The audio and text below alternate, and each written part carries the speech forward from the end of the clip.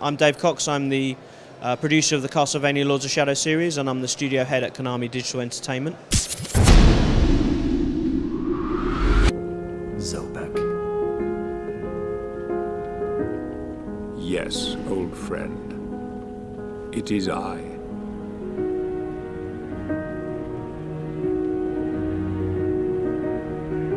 Where have you been all this time?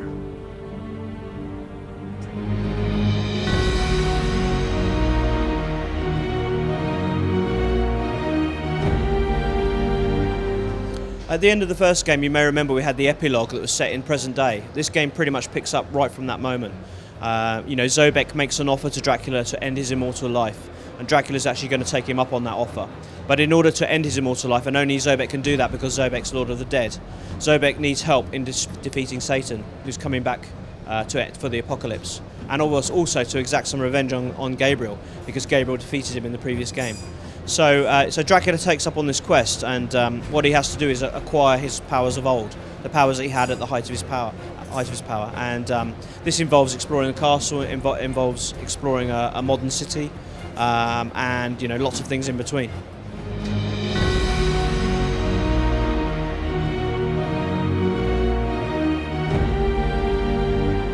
That's right, yeah. The blood of the castle is basically rebelling against its master because it sensed that there are forces at work that are trying to take Dracula away. And as you saw, enemies get taken over, and this is the reason why the allies and the enemies that used to be part of Dracula's world are now fighting against their own lord. Of course, this does also involve going back to the city and backwards and forwards, and you're able to do that at will in the game. And because the game is not a linear game anymore, it's more of an open world exploration type game. I think that adds a new dimension to the game that wasn't there in the previous one.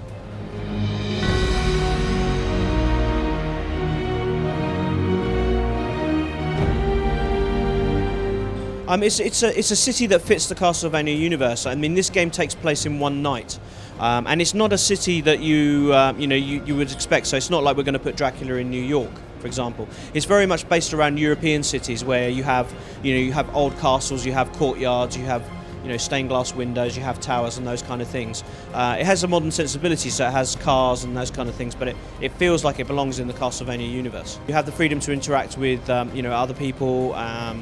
You have the freedom to do vampiric things, which is really cool. Obviously, being Dracula should be a great, cool vampire. So it presents an interesting new take on Castlevania and gives the player some new gameplay that they haven't had in the previous game.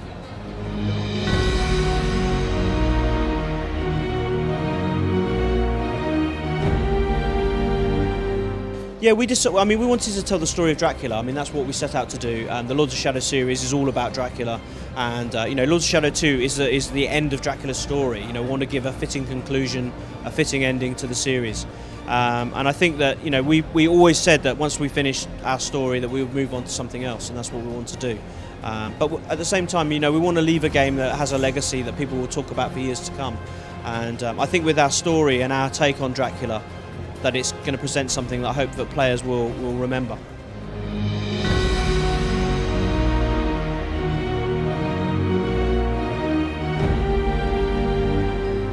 Absolutely.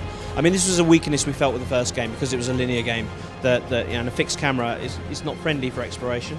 This game is more open world, so as you explore, the world grows and it gives you more access to exploration. As you saw, there are a lot of things to find, a lot of things that can upgrade your character, upgrade your weapons. There's a reason for you to go back. If you play the game through just the regular story mode, you'll probably only see about 60% of the full game. So there's a reason to go back afterwards once you've got all your abilities and re-explore, because you can find more things to make your character more powerful.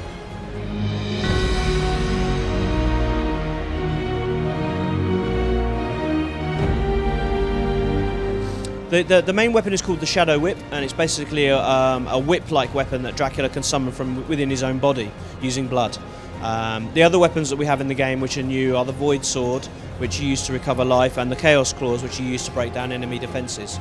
As I explained to you in the demo, those weapons have their own set of combos each this time, so that's an addition that we didn't have in the previous game. And we've added the Mastery system that allows players to focus on actually using their abilities, using their combos, and if they do well, if they play well, they can upgrade their weapon and make it more powerful.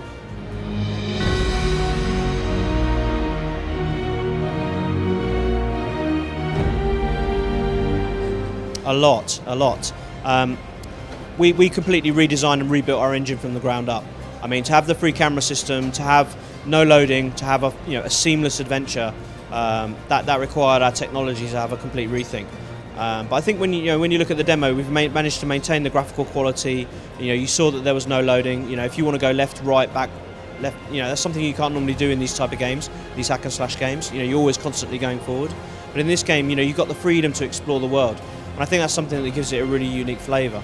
And technology-wise, there's stuff that our engine is doing, which is next gen ready, if you like.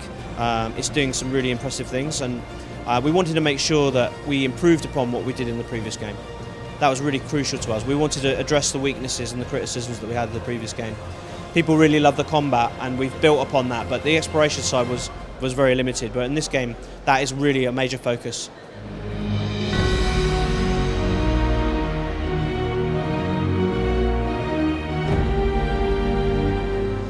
Castlevania Lords of Shadow 2 is coming out in February for PlayStation 3, Xbox 360 and PC this time.